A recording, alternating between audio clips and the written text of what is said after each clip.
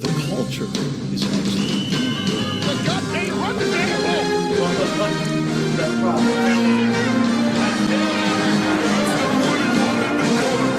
Calling both games. Baltimore's game plan? Get healthy. That's roughly about it. Being completely destroyed by forces both foreign and domestic have left a sour taste in their mouths. And with the rest of their division getting the best of them, it has given them resolve to bolster weak spots. For the offensive line, Morgan Moses, who will hopefully block more than the saloon door that was Villanueva. On defense, welcome Marcus Williams and the homecoming of Michael Pierce into the flock. Have you heard the tale of Za'Darius Smith, the excellent edge rusher cast off from Green Bay due to the salary cap from hell? This will be Baltimore's gain as they signed him to... He backed out. God damn it, Jacksonville. Can't you see that Baltimore had the biggest catch of the day escaped from their grasp because of you? Now they have to settle for developing some random mid-round pick into a good player. Bastards. The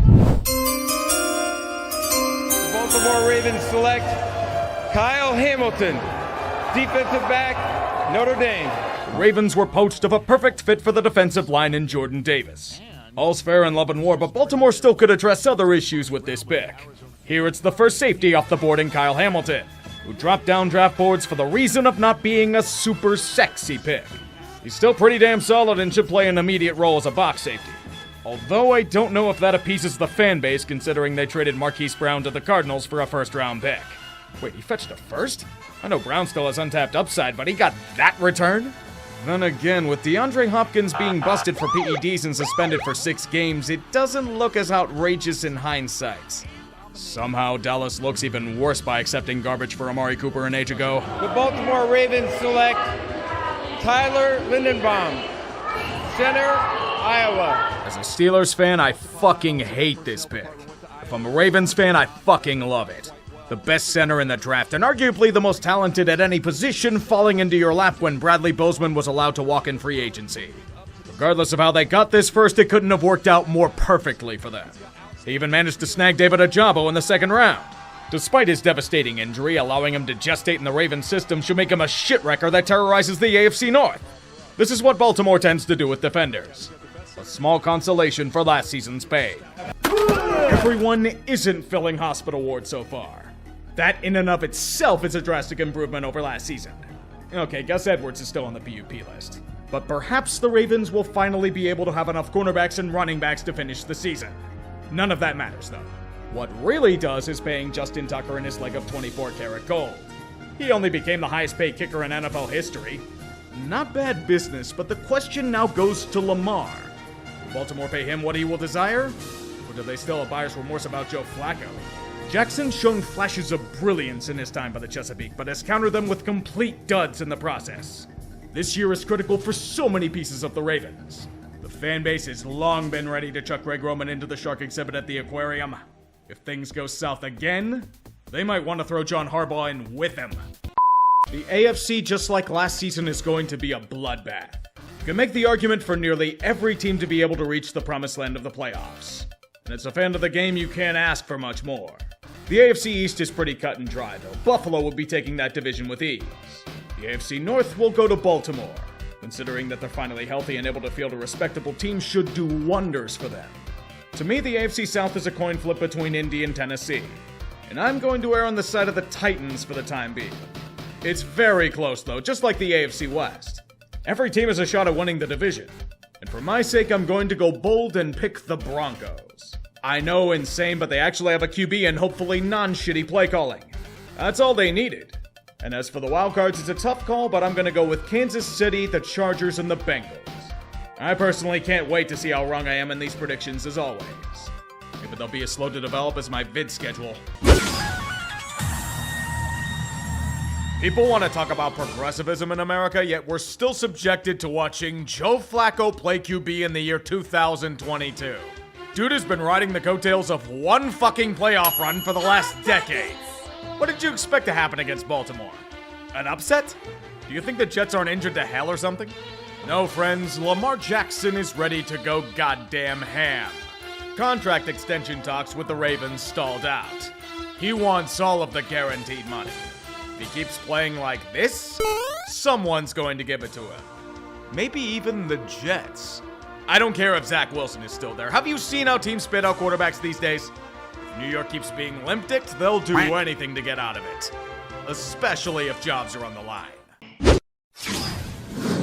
The opening salvo was fired from the first kick return. Baltimore would make Hurricane Andrew look like a children's party. Lamar Jackson woke up this morning, and he chose violence.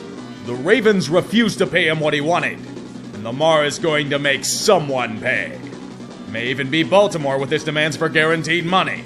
No matter what happens, people will bleed. He will destroy every defense he faces with his arm and his feet. Every opponent he faces will be forced to bend the knee. Submission to his excellence is mandatory. Even Tua Turnbull is in agreement with this consensus. It is domination on the Chesapeake. 35-14 at the end of the third quarter. With how this offense is clicking, it doesn't matter that the Ravens' defense is getting killed by injuries again. You only need 2 outside linebackers to hold Tua to... Hey Tua, there's no need to try and one-up your critics today. This is Lamar's show. I don't care that the Ravens are running out of cornerbacks. The narrative is that he can't throw further than 20 yards. Why is he throwing deep? Oh my god, Tyreek Hill and Jalen Waddle are going ham. How the fuck is this game tied? In literally no time at all. Baltimore, with how bad your defense is imploded, you needed 6 there. Justin Tucker can kick all the field goals he wants, but Tua's haters are in meltdown mode. He's having a game we haven't seen since Alabama. It's effortless for him. Can the Ravens even bother to make a stop anymore? Fumble by Loa. Blocked by Armstead. Tua into the end zone. Caught for the touchdown! Caught for the touchdown! Waddle! Man, you guys really love delivering brutal pain during home games. That was fucking pathetic. The Ravens falconed. Even more than the Falcons did in week 1. That's a skill few can replicate. You know what? I don't care if Lamar signed or not. He deserves so much better than this shit. When a defense allows Tua to throw for over 400 yards and 6 TDs, that's the kind of shit that gets people fired. This was supposed to be Baltimore's emergence to greatness. Too bad Miami usurped it at the last moment. It's a fitting way to die. You blew it. Fish. If Baltimore loses this game, John Harbaugh should be chucked into the Atlantic like he's tea imported from the British Empire. After last week's colossal choke, there will be no excuses for the Ravens if they lose here. I know New England is one of their oldest rivals and it's in Foxborough. We don't care. This team has Super Bowl aspirations. With Lamar Jackson turning into a man possessed by football demons eternal, he will stop at nothing to get what he wants in the end. The tug-of-war for supremacy in Foxborough was very real until the third quarter. Someone blinked. This time it was the Patriots that self-destructed offensively. Not for the reasons you'd expect, but due to painful fumbles and Mac Jones regressing thanks to being led by a group of clowns. Rest easy, John. They won't chuck you into the Atlantic until you get back to the Inner Harbor. The Patriots, well, this does suck, but it's not the worst-case scenario for you guys. Okay, now it is. Brian Hoyer's 5th stint as Pats QB is about to begin. Perhaps this time Baltimore can manage to bury their opponent. They best not forget what happened here a few weeks ago. Buffalo looks like complete shit, and the Ravens have capitalized on the brutality. The name of the game is slaughter, and Bills are on the menu. How does it feel to self-destruct for once, Buffalo? The Ravens are up 20-3 in the second quarter, and a division lead is ripe for the taking. For a normal team, that would drive the stake right through their opponent's heart. However, Baltimore is not a normal team. Their offense gets chicken shit whenever they get a big lead. It forces their defense out onto the field for long stretches of time. You can't get passive against Buffalo, even if they are imploding in front of you. Those flames will eventually consume you. Can you take a wild guess as to what happened? Yes, the Bills managed to get back into the game. Who knew that a Greg Roman offense shuts down with passive play calling? Who knew that a John Harbaugh team can't seal the deal at home? Buffalo surely did. They're punishing them for their sin. When Baltimore tries desperately to reboot their systems, they keep making mistake after mistake. The game is now tied. But the Ravens get a chance to win the narratives. Lamar is compiling evidence to support his quest for league MVP. He gets them down to the goal line, but then Buffalo's defense holds firm. Even with their injuries, the Bills stand tall. John Harbaugh knows he has to win, and he will go for it on 4th down. Ravens go for it on 4th and goal. Jackson fading. Jackson throws. Intercepted. It might have been a mistake. The defense, being unable to hold the might of Josh Allen, continues to give up endless tracts of land. Not to mention the wonders of ref ball coming to fuck over Baltimore at the worst time. This is apparently roughing the passer. Another certified Jerome Boger moment. Scapegoat it all you want, but the Ravens shit the bed again. Their second blown lead of at least 3 scores in 3 weeks. Marcus Peters has every right to be pissed at John Harbaugh for his worthless game planning. He's merely channeling the emotions of every Raven fan out there. So while Buffalo snatches a win from Baltimore's grasp, we can only hope people get fired for this failure. The sad part is it'll probably be Marcus Peters or a Waterboy. We blew it, Pants. What do you mean, we? We're going to look back at 2021 and ask one question. How the fuck did Zach Taylor get carried to a Super Bowl appearance? Cincinnati made it there in spite of his efforts, not because of them. Shit play call after shit play call hampers the Bengals in every situation. Fortunate things are that Joe Burrow is trying to overcome such bullshit. The Ravens are the equivalent of a seafood boil at home. Look at them trying to blow another double-digit lead. It's not just this game, the entire goddamn league is drunk. It's no longer a question about which team is better, but which team is less shit. The game is tied at half, but the ineptitude has to keep coming. Lamar completely overthrowing open receivers on a 4th and 2. Joe Burrow immediately chucking the ball right into double coverage for a pick. Baltimore somehow kicks a field goal in the process. And then Zach Taylor shows us all why he was merely the benefactor of having an internship with Sean McVay. What is this play calling? What the fuck is it? A Philly special that blows up horrifically? And if you thought that was bad, a goddamn shovel pass on 4th and goal that was doomed from the start. People keep overthinking this game and it pisses me off to no end. Fortunately for them, Baltimore only got a field goal in since he is pushing down the field because the Ravens are pretty good at blowing leads. The Bengals score a touchdown to take the lead, but they left too much time on the clock. Despite everything they do, the will of Lamar Jackson cannot be contained. He will carry this team right to where the Ravens want it. I would say Cincy has a chance, but it's Justin Tucker kicking a game-winning field goal. Nick Moore snaps it. Jordan Stout holds it. Justin Tucker wins it for Baltimore. Auto goddamn Matic. Baltimore manages to escape with a rare home win because Zach Taylor stubbornly won't delegate play calling. This loss is on him and him alone. Dude may have single-handedly saved jobs for his opposition for another week. Many still doubt the Giants. They may lack things like talent and skill at key positions and long-term viability, but I don't care. Remember, embrace chaos. A good chunk of the NFL is terrible this year, and Wink Martindale is eager for revenge against the team that fired him. It wasn't like his unit was injured to hell or anything, you know? He proved it here. If there's one thing you don't do, you never trust Baltimore with anything of importance. Key situations, sizable leads, anything. New York has gotten them ensnared in their trap of plodding, grindy football. Unfortunately, Baltimore ignored all warnings and proceeded to do the one thing that dooms them. Secure a double-digit lead. These fuckers always let off the gas when this happens. You can't do that against a scrappy group like the Giants. They'll just seamlessly march down the field without breaking a sweat. No shit, they scored a touchdown. That's what always happens with Baltimore. But it's alright. The high-end talent will bail them out. So now the Ravens facing a 3rd and 6. They go empty. Oh no! Oh, he lost the football. Scoops it back up. Jackson throws. Intercepted. Giants have it with Julian Love. This man wants a fully guaranteed contract and he's still doing shit like this. I knew the Ravens were going to lose this game before it was played. They're completely unreliable. They'll proceed to shit the bed thanks to a hollowed-out roster and lazy game planning. Like most games, the Giants ripped their souls out and forced them to watch as they feasted on it with their dying breath. Attention John Harbaugh and Greg Roman. Tick, tick, motherfuckers. Your days are numbered. It's honestly been years overdue. Here we see two teams that do everything in their power to lose football games. At least Cleveland can pretend that Deshaun Watson is somehow going to fix every single issue they have. What about the Ravens?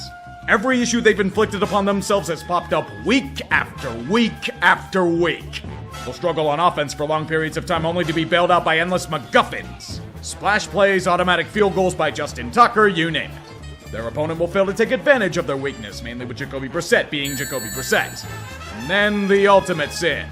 Another double-digit lead. We already know what happens to Baltimore here. The defense keeps bending in critical spots to give up points. Surprisingly, the Ravens' offense didn't completely shut down this time. Justin Tucker automatically gave them 3 points. Unfortunately, their D couldn't do the same because Nick Chubb is a beast. Attention fills the air. Their lead is down to 3. I'd argue Justice Hill is the same, but oh, look at that, another critical fumble because ball control isn't a thing these days. With Cleveland charging forward, only one thing can save Baltimore. The hex of Art Modell. This alleged touchdown to Amari Cooper? Not eligible. Offensive pass interference on a push-off. That penalty is questionable enough, but the first field goal attempt was called for a false start on the long snapper? They call that penalty now? Cue more pain. For the tie! No! Coup de grace, the timekeeper didn't bother to stop the clock until the 2-minute warning, thus proving their franchise is cursed. Baltimore once again escapes themselves because they take everything from little brother. The sad part is it's so common for the Browns it's merely a 3 or 4 on the Cleveland scale. No matter how hard you try to avoid it, everyone must pay the piper.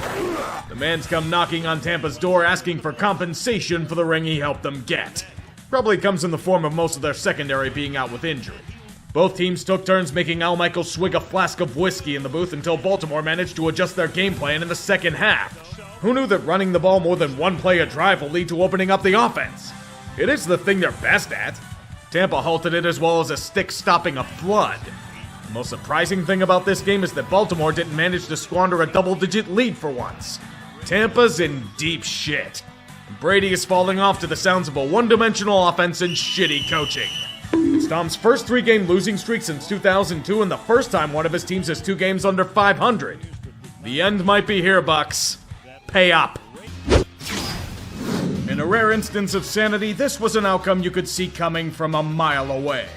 New Orleans is a geriatric fighter looking to relive the glory days. Baltimore is the kid trying to get them to go into a retirement home. The Ravens knocked them out cold in the first round, and they did it in all phases. A methodical, relentless defense that forced their opponent into submission.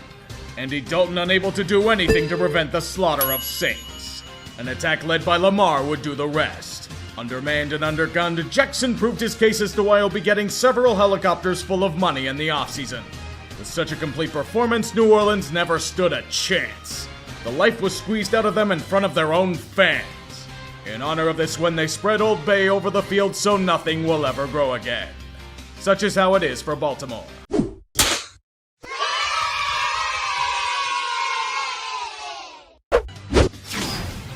The PJ Walker Show has been put on hiatus for the time being. Over 8 billion people live in this world, yet all of them will suffer high ankle sprains as QB of the Panthers. This means Baker Mayfield's revenge tour of terror will continue with incredibly disappointing results.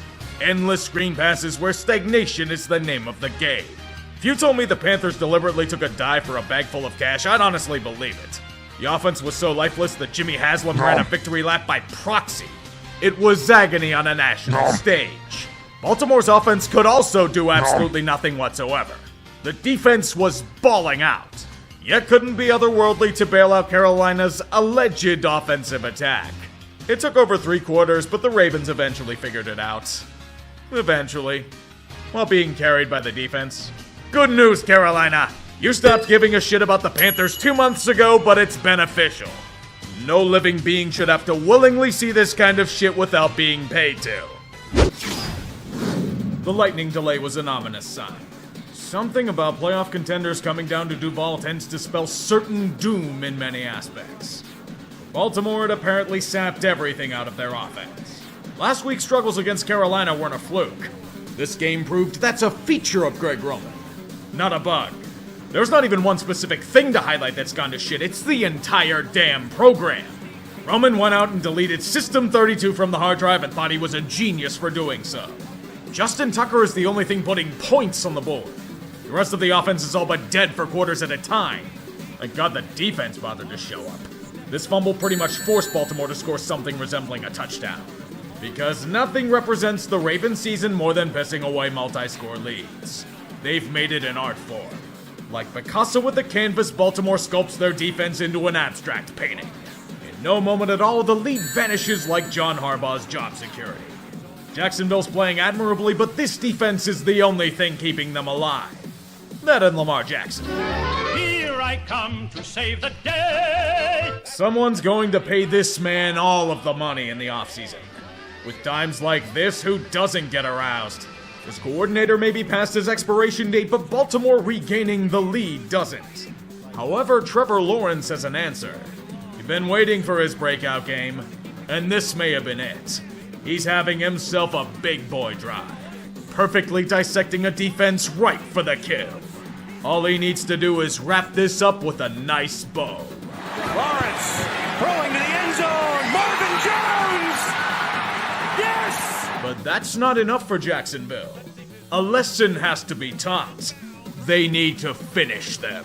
Lawrence in the shotgun, looking left, throws left, and it's caught. St. Jones. Statement made. Never trust the Ravens. They will find a way to crush your hope by their own damn doing. High-end talent has bailed them out of these situations before, but a 67-yard field goal in an open-air stadium? Tucker. Kick on the way! Online! Does it have the distance? No! Justin Tucker's good, but not that good. Not good enough to stave off the fall of the Greg-Roman Empire. The Jags hadn't won a game where they were down by a touchdown in the final minute until now. They had lost 175 straight in this scenario. Victory swiped in the middle of the night like most hope that goes down to Duval. The Ravens fiddle while their division lead burns. You blew it! You had it all and you blew it! I had Denver winning the AFC West to start the year. It's probably one of the coldest takes I've ever had on this shitty channel. And I've had some awful, awful moments. Remember, Broncos fans, last week was merely the worst game you saw at that time. Watching this anemic excuse of an offense try to cook a bowl of cereal results in nothing hitting the damn bowl. There's a new strategy they're trying. Can't score in the red zone? Don't go there to begin with. In fact, don't score a touchdown all goddamn game. Nobody is. Baltimore's Greg-Roman Empire still crumbling in front of us.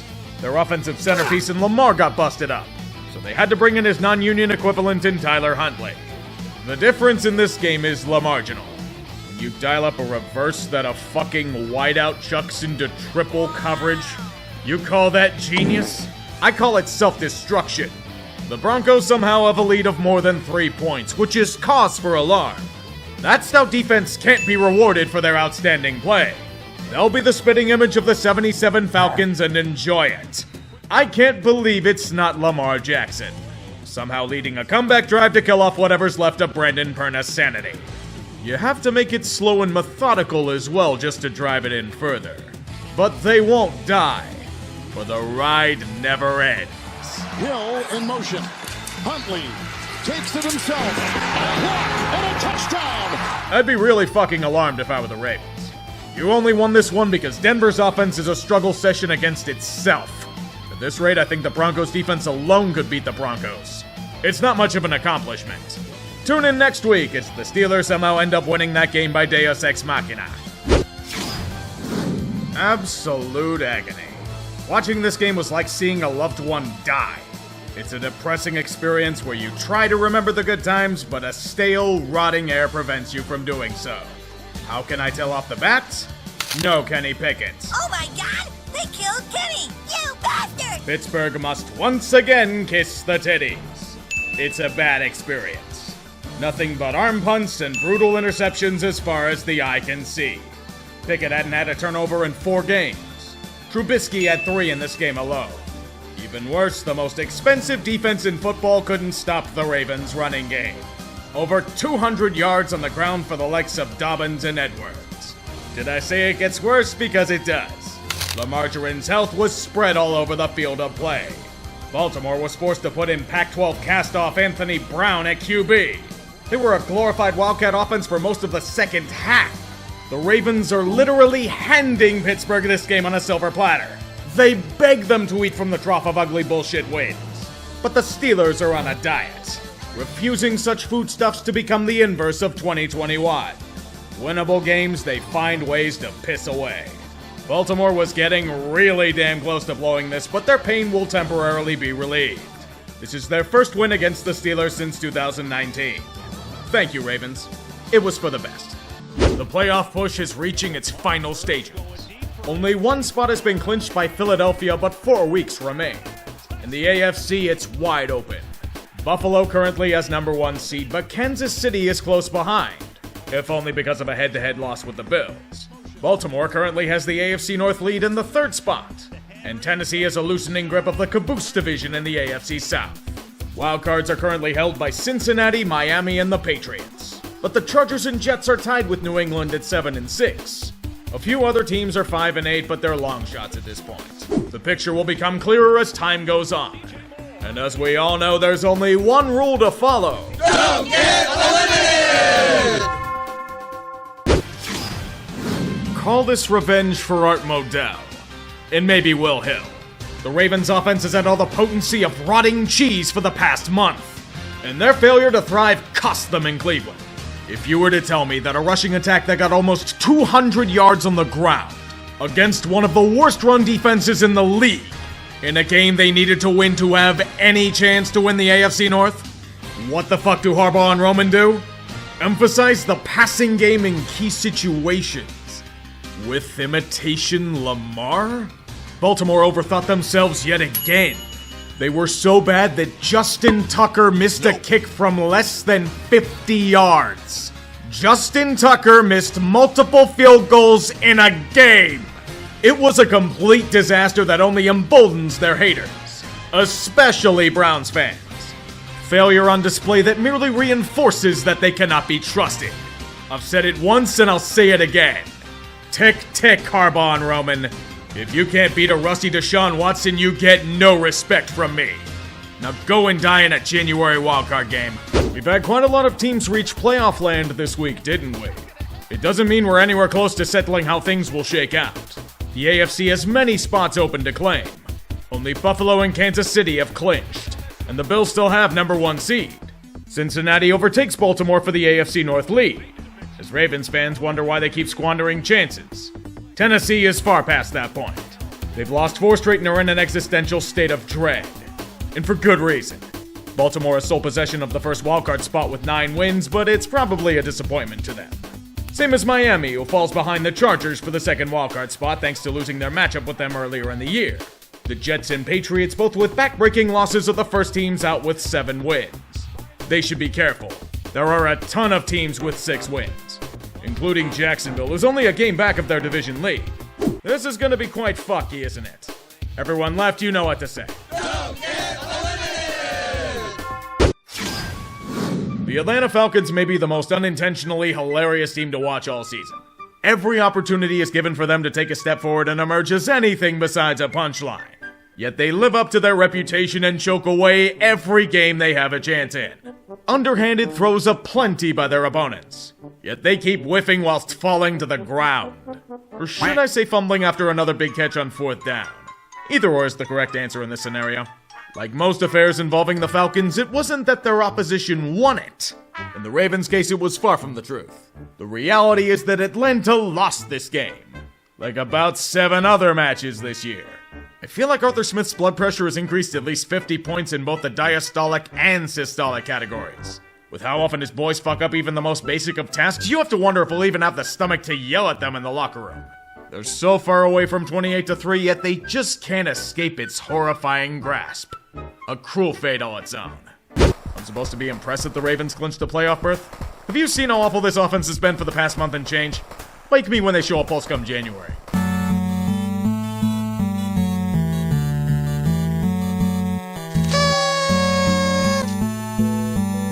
With a few big losses this week, the NFL playoff picture has become a mosh pit, as has been written for time eternal.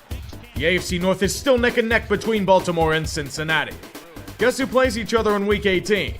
That contest will more than likely be for the division title. In the AFC South, same scenario. Tennessee has fallen apart so badly that Jacksonville now holds the division lead. No matter what happens next week, their matchup is guaranteed to be for the right to advance as division leader.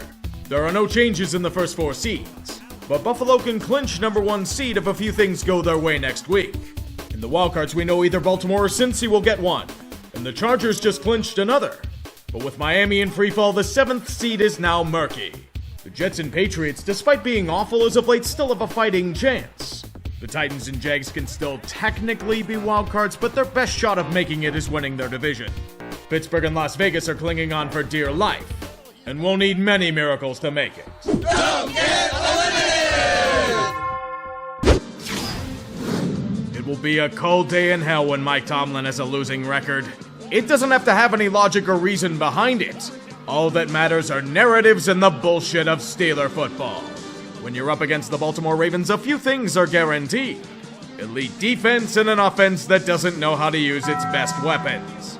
They only ran Gus Edwards 3 times. They used Andy Isabella in the red zone as often as Edwards and J.K. Dobbins combined. They didn't have Lamar, but they're using imitation Lamar like he's the real thing. Of course they can't finish them off. Worst of all, they committed their greatest sin. They went out to a multi-score lead. This is death for the Ravens. And the Steelers are in a do-or-die situation. The Black and Gold Brigade is going to fight and claw for every inch. With a surprisingly efficient running game, the defense is holding this decrepit Roman offense to nothing. And Pittsburgh does have possession with the 4th quarter ticking down. Kenny Pickett, this is your time to shine. Amazing passes to get them to the red zone and give them a chance. Pickett, flush, pressured, throws on the run, caught by Harris for a touchdown! The bullshit is indeed real.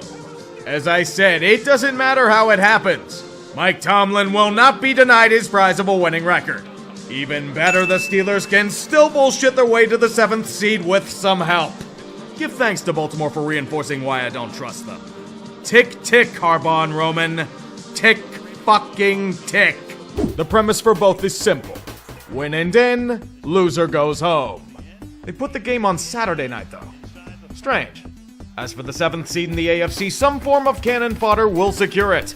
New England controls their own destiny with a win and in scenario. Miami needs New England to lose and them to win to escape humiliation. The Steelers are still alive.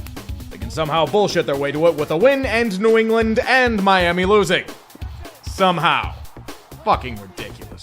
The thoughts of the NFL world are with Damar Hamlin. In what can be described as a miracle, Hamlin's neurological function seems to be intact. As a result of what happened on Monday, it's to the surprise of few that the NFL called off the Bills-Bengals game. I say the surprise of few because the Shield has been known to force games to be played under similar circumstances. Maybe it's since they knew the playoff situation would be messed up as a result. Thanks to the no contest ruling, there will be a few wrinkles. If the Bills and Chiefs make it to the AFC Championship game, it will be played on a neutral site. This will occur if both the Bills and Chiefs win or tie, or they both lose and the Ravens win or tie.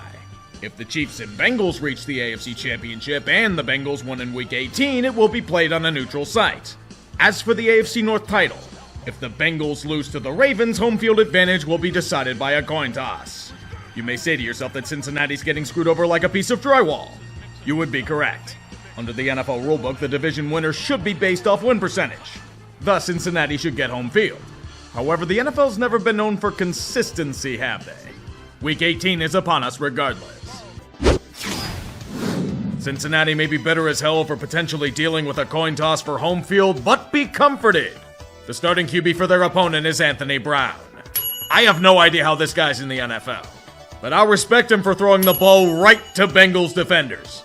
With how shit they've been on offense for the past 2 months, Baltimore needs Lamar back at peak form and quickly. The question is if he'll be able to do it. The Ravens defense made Joe Burrow's life a living hell, but this was merely the dress rehearsal for next week. The Bengals were rightfully pissed about a potential coin toss dictating the course of their season. But in the end, it was for nothing, since he took care of business. There will be no bullshit affecting them this time around. That is, unless Lamar is just taking one long shit and about to unleash hell. And there you have one of the sloppiest NFL seasons we've seen in a long time. Depending on how you view things, it's either thanks to a revival of defense or incredibly terrible offense. I'm on the side of the latter. But when you see a collapse of anything resembling discipline and technique, it tends to be like that. But as the playoffs await, it's time to get sappy and sentimental. I consider Sportsball as a project of sorts, and it feels weird when it's over. I want to thank you for joining me for another year of this madness, and I wish you all nothing but the best. It's been 6 seasons since I started this series, and I somehow haven't lost my damn mind yet. Perhaps these playoffs will do the trick. I'll see you all for the Haters Guide. Is it really a good thing that they're here? Watching these boys flail around is like waiting for our time to die. Turning into their games over the year has shown a team cutting themselves at the hip by their own doing. A defense that suddenly bends at will late in games. A group that blows multi-score leads like they're Tony Montana on a coke mound. Greg Roman fiddles while his offense burns for 2 months. Lamar has been banged up, and we have no idea if he's even going to be healthy enough to go at full strength. Oh boy, either imitation Lamar or Anthony Brown. I'm so scared. It's a shame, too, the defense has really come on strong, but it hasn't changed my mind. I don't trust them. I refuse to. Not with this offense in their current form. Good luck with Lamar. He may have played his last game as a Raven. Baltimore doesn't want to pay him what he wants. If they do, they're paying a shitload to a guy who's injury-prone and can't perform in the playoffs. You're in trouble with any decision you make, boys. Tick, tick, Harbaugh and Roman. The sands in the hourglass are running out. It's one thing to be without your best weapon on the field of play. It's another entirely to be closer to victory than you ever expected, yet still come up short. There's a dignity in being slaughtered. You don't get your hopes up. You acknowledge you were completely outmatched and move on. But when you're competitive, dare I say the better team, it's a brutal way to go out. The Ravens chant nevermore and croaked like Poe in an alleyway. What did you think the problem was? It was the offense. Like it has been for the past 2 months. This team wasn't to be trusted, and they confirmed it with a QB sneak at the 2-yard line that backfired horrifically. Was that imitation Lamar going rogue?